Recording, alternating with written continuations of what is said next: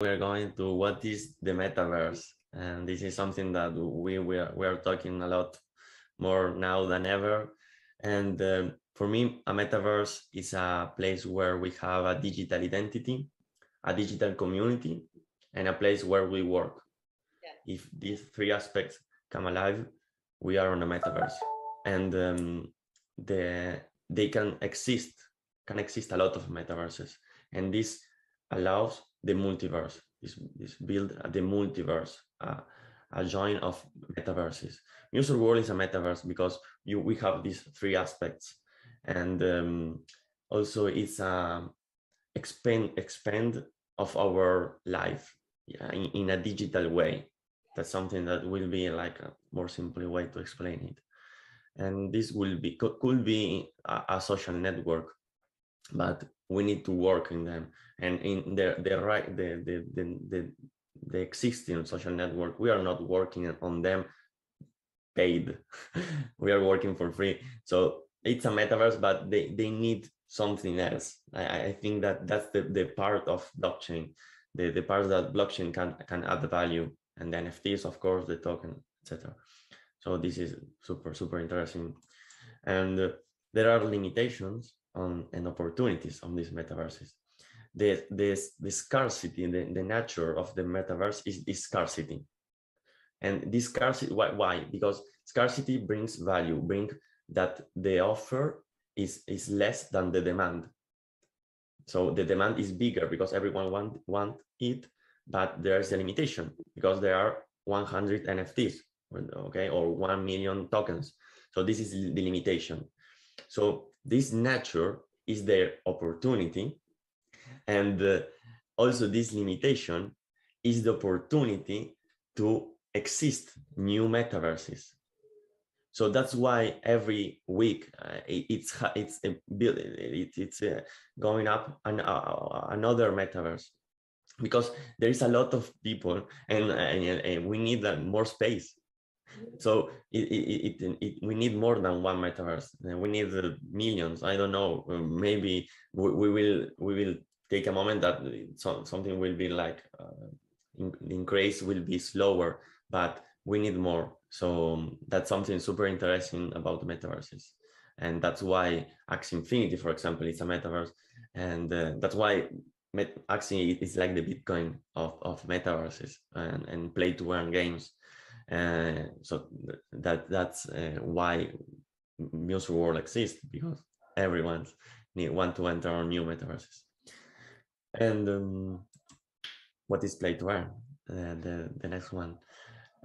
Play-to-earn, explain it simply, it's a NFT staking.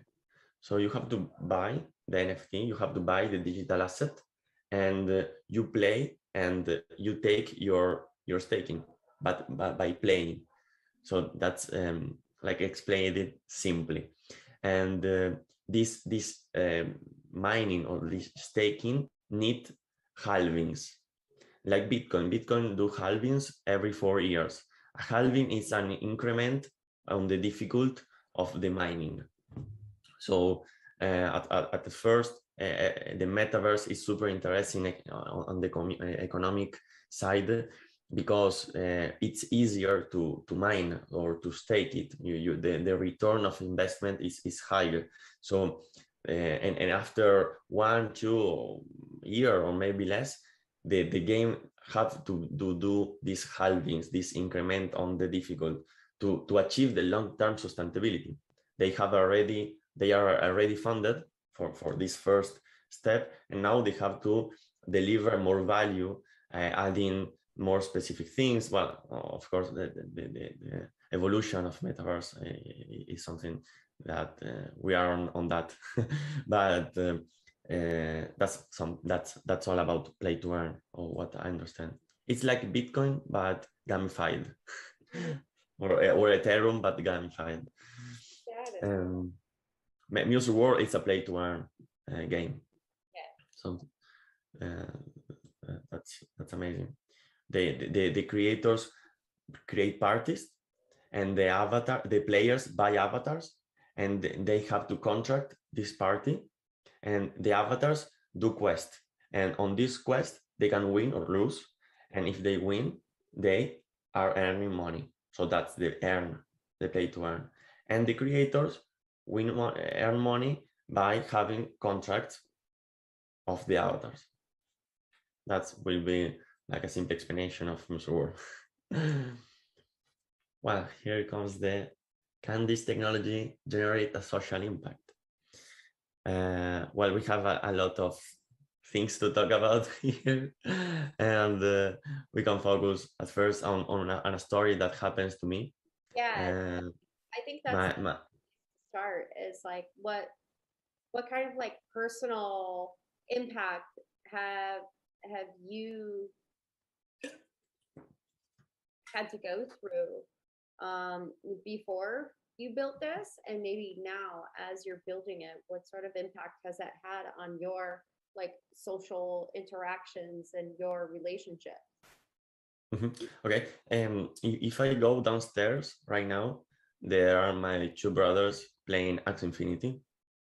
My my girlfriend is playing Axie Infinity also. I have friends playing this game. So and my girlfriend is having the opportunity to make their own dream, living in a big city. Thank you to Axie Infinity. My brothers they buy a gamer PC, so and he can now stream and play more games. So really really it's a game changer. There are friends that they are talking to me because they know that I'm making a metaverse. If they have a job for them, and I say, hey, buy an avatar, and do quest. So I don't know if you understand, but it's like we can have a horizontal impact on the social, on the people. Everyone can access, and this is the important thing, bringing down the technology to a social impact, to something tangible, to something that can be used for everyone. And this is the interesting thing about the blockchain and metaverses. That's where I am, of course. One of the things that really haven't you talked about a little bit about the play to earn, and you know the monetizing how you play and how you're like working. You know, I look at the different social media platforms where people have been, you know, working their butt off, you know, making really great creations, so that people can like, share, comment, and see their content. And essentially what happens is you have, you know, I even work in augmented reality. We have creators all over the globe that are creating things for Facebook and Instagram, and they get millions, like hundreds of millions of views on the content, which keeps people on the platform. But it's essentially work they've done for free. Like essentially they're Mhm. working for these large corporations for free.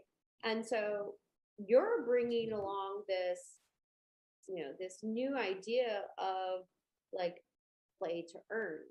And Mhm. I find that like really amazing. Now, how do you see the future in that? Like, what does that future look like for players or even creators? Well, creators and players will have the opportunity to monetize their attention and their content releases. Now the creators are working for free or almost free, and this is incredible that anyone is talking about this. Or well, now we are talking about this, but and players, so they are making and doing a lot of playing moments on video games. They are paying attention, and they are not the owners of anything. So it's amazing that they earn almost nothing from this. For me, it's I don't understand this almost, and they need job platforms to them, because I challenge you for example, to look for someone who is under 24 years old, that is not a creator, a streamer, or a gamer, or influencer. Everyone under 24 years old is doing it's a creator or a gamer. So what did what will they do on 10 years when they have 30, 40? They will continue to play video games. They will not change, or now they will go to physical. No, they have digital friends, and they want to meet on them. That's something very important. We have two technologies and metaverses: the video game technology and the blockchain technology. So on these two, both sides, on the video game technology, we can exponential the creativity of creators and gamers, bringing them value and an extremely greater impact than traditional streams. And that for me is obsolete. The streaming only is interesting in this type of meetings and conference when we don't need immersive. But maybe in 10 years, we are having the same conversation on a metaverse. Maybe a Musure World will be amazing.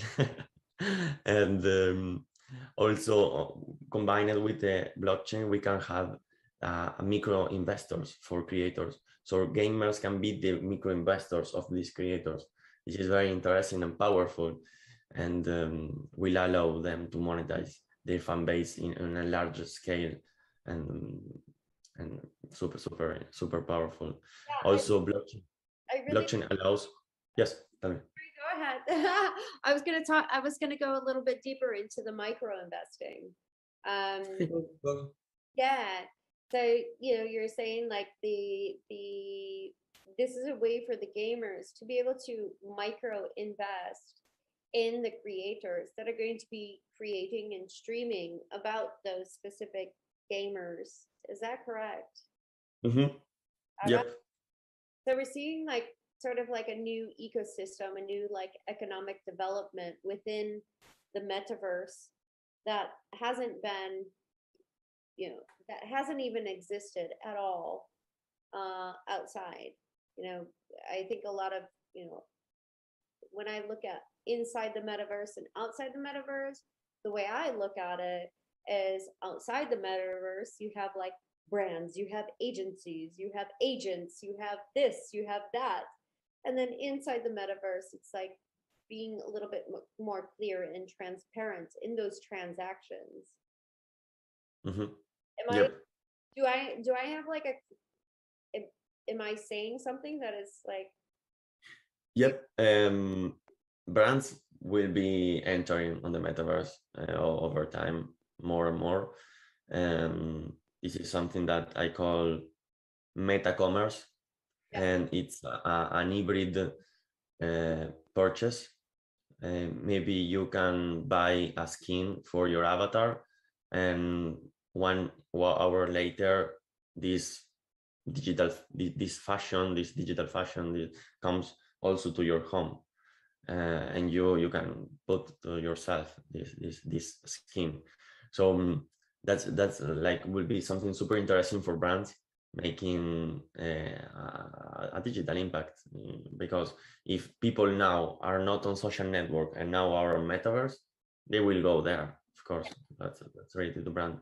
And coming back to what blockchain allows, blockchain allows artists to retain their digital properties, and also allow players or creators to retain these digital properties over time, and continue to charge to future resale of these NFTs.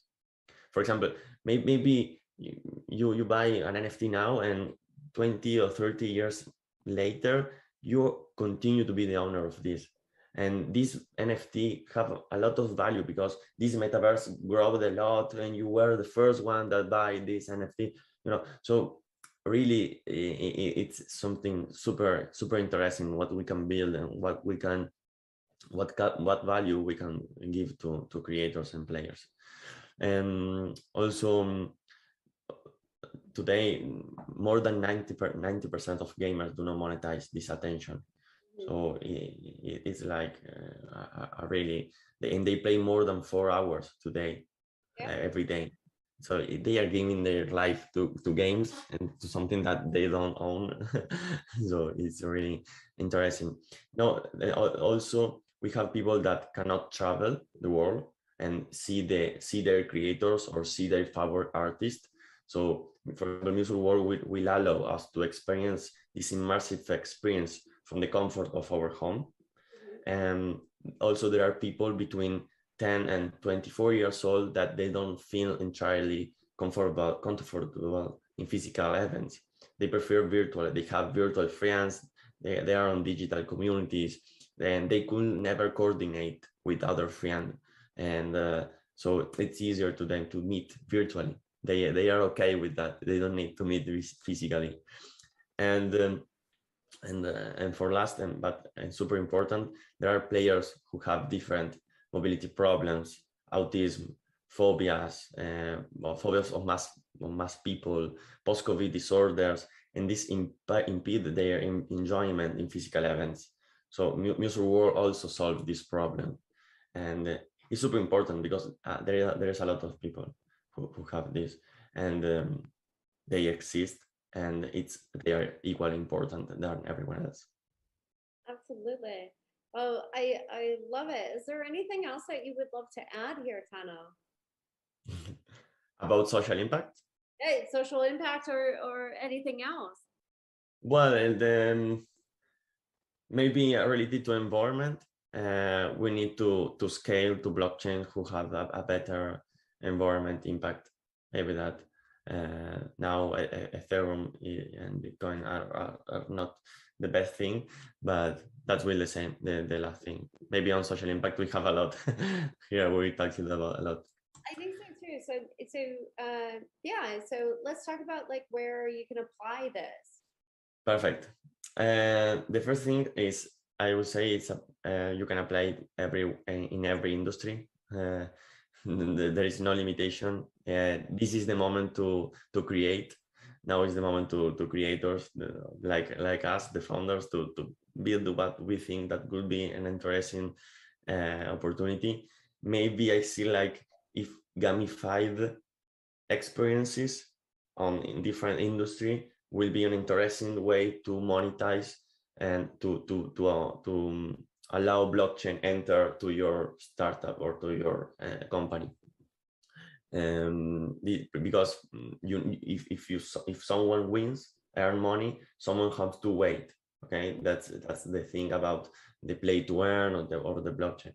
But they are related to where can I apply them everywhere. If you only have to understand if your client or fan base need a solution from blockchain or need other type of solutions.